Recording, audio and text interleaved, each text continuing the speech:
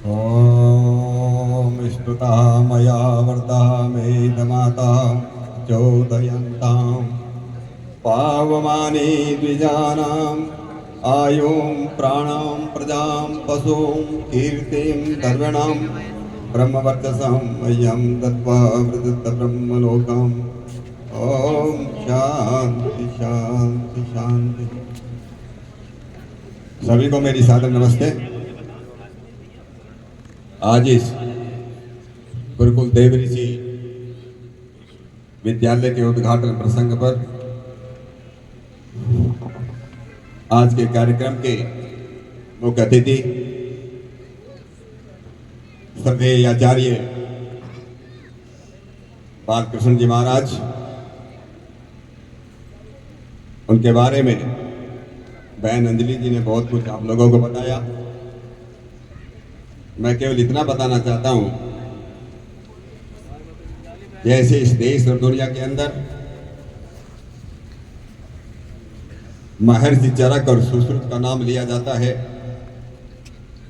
और जब तक इस सृष्टि रहेगी तब तक उनका नाम जिंदा रहेगा। ऐसे ही आचार्य बालकृष्ण जी का नाम आयुर्वेद के क्षेत्र में उन्होंने जितना काम किया है, हमेशा ये दुनिया उनके योगदान को याद रखी। आज हम सब लोग उनकी उपस्थिति से यहाँ पर अभिभूत हैं। आज कार्यक्रम के अध्यक्ष हमारे बहुत ही आदरणीय श्रद्धेय स्वामी जी महाराज, आर्यवेश जी महाराज, उनका भी मैं बहुत बहुत यहाँ पर मैं उनका धन्यवाद करता हूँ, क्योंकि मेरे संसदीय लोकसभा क्षेत्र भी है। उनका भी मैं बहुत बहुत धन्यवाद करता हूँ। हमारे जीवाना गोलियान के में नीलकंठ आश्रम को चलाने वाले आदरणीय गुरुजी यशपाल जी का भी, वो भी अपना आशीर्वाद देने के लिए यहाँ पर आए हैं। उनका भी मैं बहुत बहुत यहाँ पर मैं अभिनंदन करता हूँ।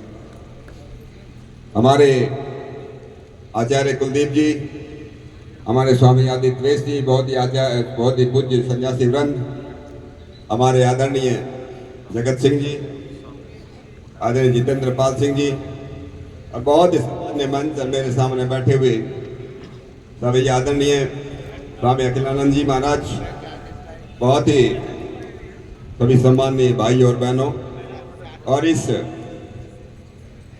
गुरुकुल देव ऋषि परिवार को, उसमें श्री वीरेंद्र जी, राजेंद्र चौधरी जी, कृष्णपाल जी, सब लोगों के तो नाम मुझे याद भी नहीं हुए।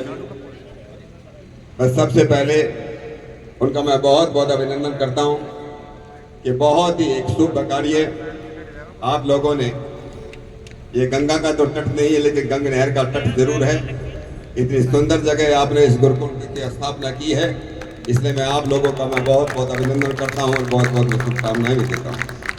इसलिए भी आभार व्यक्त करता हूं कि आपने मुझे इस बहुत ही पवित्र कार्यक्रम के लिए बुलाया है। इसलिए मैं अपनी शुभकामनाओं के साथ आपको मैं बहुत बहुत शुभकामनाएं भी, आभार भी व्यक्त करूं। मित्रों, दुनिया के अंदर सबसे पवित्र काम अगर कोई है, सबसे पवित्र काम उसको कहते हैं शिक्षा का देना है।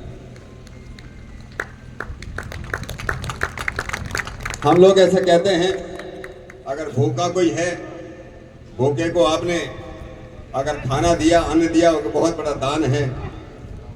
लेकिन हमारे शास्त्रकार ने ऐसा कहा है, ज्ञानदानम महादानम ब्रह्मदानम विशिष्यते।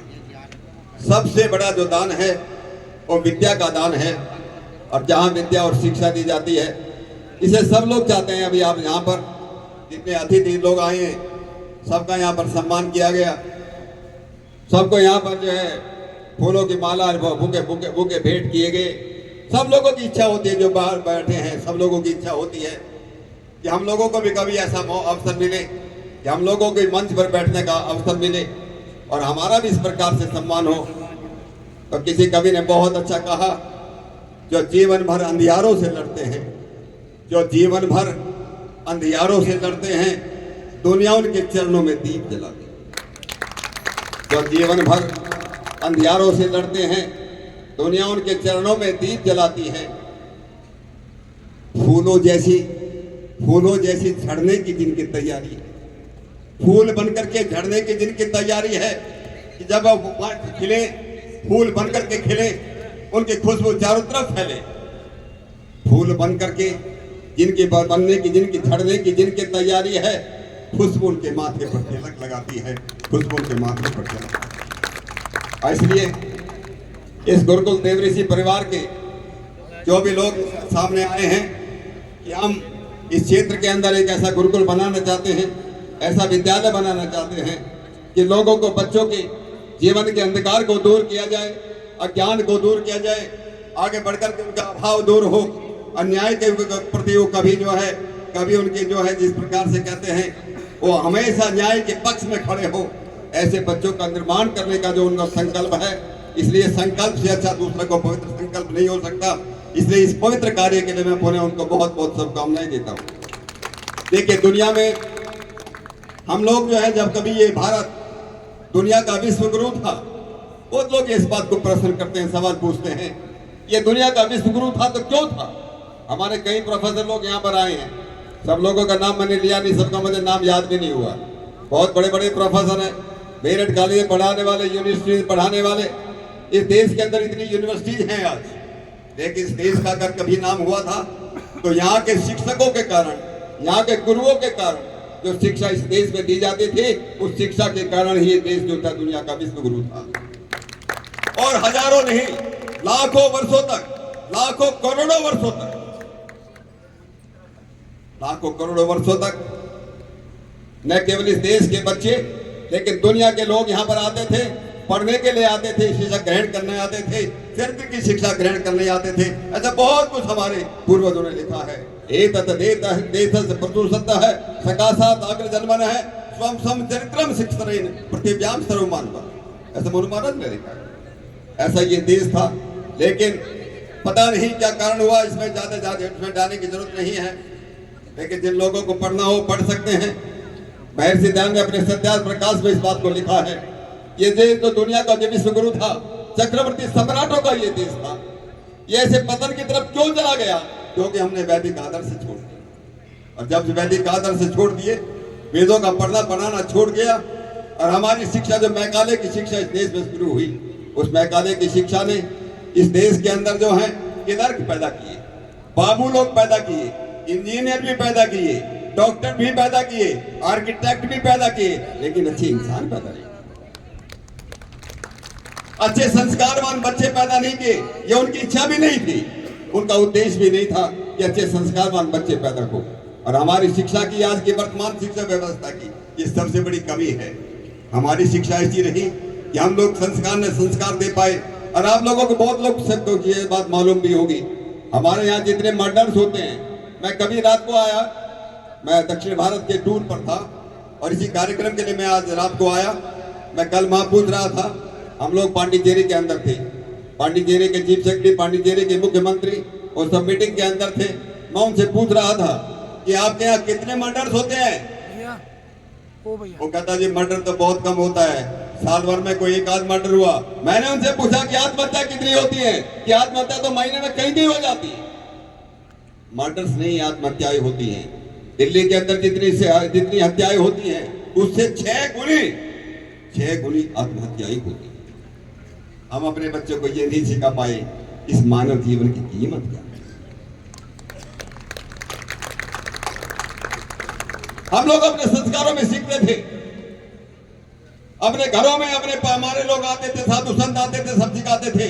चाहे उसको पौराणिक बात आप कहो कि 84 लाख योनियों के बाद, 84 लाख योनियों में घूमने के बाद आदमी को मानव जन्म मिलता है। हम अपने बच्चे को ये भी नहीं सिखा पाए, अरे 84 लाख योनियों में जो घूम करके तुम्हें मानव जन्म मिला, ये मानव जन्म जो है कुछ करने के लिए है, ये आत्महत्या करने के लिए नहीं। और आप लोगों ने देखा होगा, बहुत कहानियां सुनी होगी, बहुत उदाहरण देखे होंगे। कुछ ऐसे लोग मिलते हैं जिसको मिलना है, आज भी हरिद्वार के अंदर एक लड़का रहता है, 25 साल का लड़का रहता है, उसका वो मेधावी, आचार्य जी आपको याद होगा, योगेंद्र मेधावी आज है वो मथुरा के अंदर पहले कौन से जहां कहां क्या पैदा था, अब कौन से उसमें पैदा हुआ, उनके परिवारों ने उसको पहचाना। मैंने भी उससे बड़ी डिटेल में उससे बात की। वो बताता है कि किस प्रकार से मानव जन्म जो पुनर्जन्म होता है। लेकिन कोई भी व्यक्ति एक भी उदाहरण दुनिया के अंदर ऐसा नहीं जिसने आत्महत्या की हो और दोबारा से मनुष्य जन्म मिला। भगवान भी माफ नहीं करता। जो आत्महत्या करते हैं वो दोबारा कभी भी मनुष्य नहीं बन सकते। इससे बड़ा गिफ्ट भगवान का क्या हो सकता है। और इसको और अच्छा बनाया जाए, इसको और अच्छा हीरा बनाया जाए। देखिए दुनिया के अंदर देखिए ऐसा कहा जाता है, अच्छा कलाकार कौन है? अच्छा कलाकार वो है जो पत्थर को काट काट करके उसको मूर्ति बना दे, वो अच्छा कलाकार। अच्छा सुनार कौन है? अरे जो सोने से अच्छे अच्छे जेवरात बना सके। अच्छा लोहार कौन है? जो लोहे से अच्छे अच्छे हथियार बना सके। अच्छा कुम्हार कौन है? जो मिट्टी से अच्छे जो है बर्तन बना सके। अच्छा शिक्षक वही है, अच्छा शिक्षक वही है, अच्छा टीचर वही है एक अबोध बालक को एक हीरा मनुष्य बना। लेकिन आज ऐसे शिक्षक भी कहां? ऐसे शिक्षक भी नहीं है। कहने के लिए शिक्षक है, कहने के लिए टीचर्स हैं, मास्टर्स हैं, पढ़ाने वाले लोग हैं,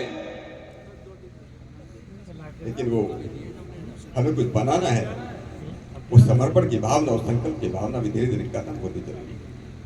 मैं ज्यादा नहीं बोलता हुआ, मैं केवल एक भावना के साथ ये गुरुकुल देव ऋषि, जिसका नाम देव ऋषि के नाम पर रखा गया, देवता पैदा करना। देवता पैदा होंगे कैसे पैदा होंगे? इसके लिए मैं वेदों की शरण में जाना पड़ेगा। और वेद ये कहता है, वेद क्या कहते हैं? अरे दुनिया के अंदर जो है अलग अलग जो दुनिया के जो लोग धर्म हैं वो कहते हैं कि कोई मुसलमान, कुरान कहती है अच्छे मुसलमान बनो, बाइबिल कहती है अच्छे जो है अच्छे ईसाई बनो, कोई कहता है अच्छे बौद्ध बनो, कोई कहता है अच्छे जैन बनो, लेकिन वेद कहता है अच्छे इंसान माधव भाव जन्म त्यागम जन्म मनुष्य बनो और अच्छे देवताओं को पैदा करो। इससे अच्छे देवता पैदा हो, अच्छे ऋषि पैदा हो। ये हमारा गुरुकुल गंगनहर के हमारे वेदों में आता है, उपवरे गिरनाम संगमे जगत नाम दिया विप्रहो अजय। नदियों के किनारे पर, पर्वतों की मालाओं में, पर्वतों की उपत्यकाओं में, पर्वतों की गुफाओं में बुद्धि बड़ी तीव्र बन जाती है। कोई बात नहीं, नदी न सही, गंगा नदी न सही, ये गंगनहर के किनारे जो है इस गुरुकुल की स्थापना हुई है। कुछ तो असर आएगा, कुछ तो बच्चे आवाज रखते हैं। तो इसी शुभकामनाओं के साथ बहुत बहुत मैं आप पूरे देव ऋषि परिवार, आप सभी लोगों का मैं अभिनंदन करता हुआ और बहुत बहुत शुभकामनाएं देता हुआ, और सभी लोगों से मैंने एक बात मैं जरूर निवेदन करूंगा। मैं अभी आचार्य जी से बातें कर रहा था और मैंने पूछा, शायद राजेंद्र जी ने पूछा, राजेंद्र जी से मैंने पूछा कौन सा सिलेबस पढ़ाओगे? कहते हैं सीबीएसई सिलेबस पढ़ाएंगे। भाई इसमें से पता ज्यादा मैं कुछ नहीं बोलता हूँ, मैं केवल एक सलाह ही दे सकता हूँ। और सुझाव मेरा ये है कि हमारे पूज्य आचार्य बालकृष्ण जी और हमारे योग गुरु सर्वेश स्वामी रामदेव जी महाराज ने भारतीय शिक्षा बोर्ड बनाया है। इसमें भी आप विचार कर सकते हैं कि आप लोग जो हैं उस शिक्षा बोर्ड को यहाँ पर अगर लेकर के आएंगे, मुझको लगता है कि जो आपकी भावना है शायद उसमें आपको जो है निश्चित रूप से उसमें कुछ मदद मिलेगी। इन्हीं बातों के साथ मैं आप सभी लोगों से क्षमा प्रार्थी हूँ, विशेष रूप से मंच पर बैठने वाले जो हमारे अतिथि हैं उन सब से मैं क्षमा प्रार्थी हूँ कि मैं उनकी बात नहीं सुन पाऊंगा, तो मेरा ही नुकसान है वैसे, क्योंकि मेरे कार्यक्रम लगे हुए हैं। इसलिए आप सभी से क्षमा प्रार्थी कर सबको सादर नमस्ते करता हुआ पुनः इस गुरुकुल देव ऋषि परिवार का आभार व्यक्त करता हुआ अपनी बात को विराम देता हूँ। धन्यवाद। जय हिंद।